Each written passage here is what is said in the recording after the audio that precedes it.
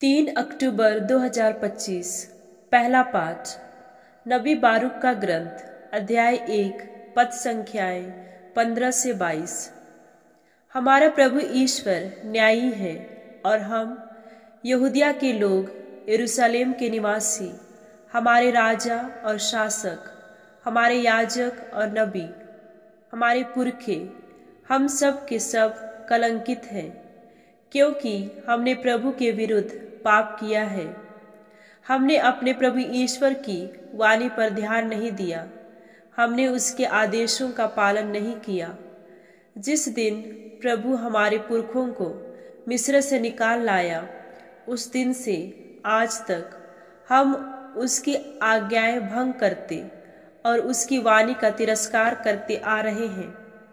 इसलिए आज वे विपत्तियां और अभिशाप हम पर आ पड़े हैं, जिन्हें प्रभु ने अपने सेवक मूसा के द्वारा घोषित किया था, जब वह हमारे पुरखों को मिस्र से निकालकर उस देश ले जा रहे थे जहां दूध और मधु की नदियां बहती है। हमने प्रभु द्वारा भेजे हुए नबियों की वाणी पर ध्यान नहीं दिया। हम हठपूर्वक अपनी राह चलते रहे, पराये देवताओं की उपासना और ऐसे कार्य करते रहे जो हमारे प्रभु ईश्वर की दृष्टि में बुरे हैं। प्रभु की वाणी। संत लूकस के अनुसार पवित्र सुसमाचार अध्याय 10 पद संख्याएं 13 से 16।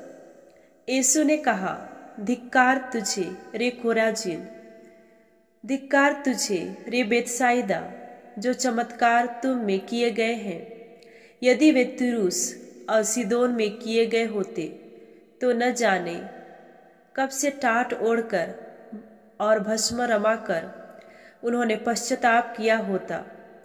इसलिए न्याय के दिन तुम्हारी दशा की अपेक्षा तिरूस और सीदोन की दशा कहीं अधिक सहनीय होगी। और तू रे कफरनाहूम, क्या तू स्वर्ग तक ऊंचा उठाया जाएगा?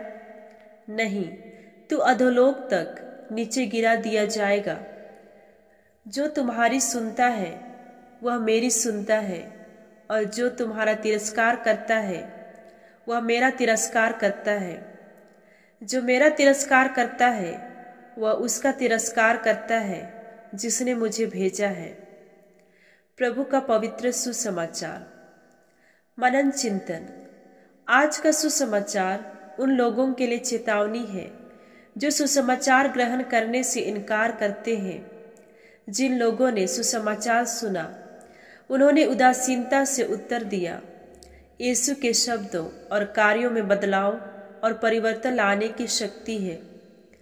लूकस अपने समुदाय को उनके मिशन के प्रति लोगों की प्रतिक्रिया में शामिल जोखिमों की याद दिलाते हैं। ईश्वर दुनिया के लिए जो जीवन की परिपूर्णता चाहता है, उसे पाने या खोने की संभावना से कम कुछ भी नहीं है। हमारा मूल्यांकन केवल इस आधार पर नहीं किया जाएगा कि हमने क्या किया है या क्या करने में असफल रहे, बल्कि हमारा मूल्यांकन उन अवसरों और परिस्थितियों के आधार पर भी किया जाएगा जो हमने जीवन में गंवा दिए हैं। अब शिष्यों को यीशु के नाम पर बोलने का आदेश दिया गया है। इस तरह के संदेश की अस्वीकृति केवल उस शिष्य की अस्वीकृति नहीं है जो एक मानवीय प्रतिनिधि है, बल्कि ईश्वर की आवाज और संदेश की अस्वीकृति है।